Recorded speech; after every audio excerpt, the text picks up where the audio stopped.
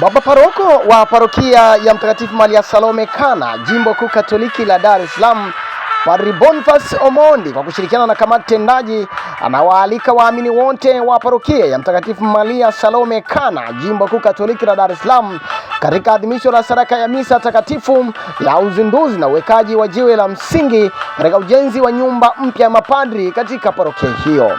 Atakayeadhimisha adhimisho hili la sadaka ya misa takatifu ni Mwashamba Baba Askofu Mkuu Yuda Tadeusi Ruwaichi OFM Cup kuanzia majira ya saa 11 kamili za jioni. Shime waamini na wageni mbalimbali, nyote mnakaribishwa katika tukio hili la kihistoria la uwekaji wa jiwe la msingi katika ujenzi wa nyumba mpya ya kisasa ya mapadri katika parokia ya Mtakatifu Maria Salome Kimara Kana, Jimbo Kuu Katoliki la Dar es Salaam. Karibuni nyote, tuungane na Baba Askofu Mkuu katika tukio hili la kihistoria ndani ya parokia yetu. Nyote mnakaribishwa.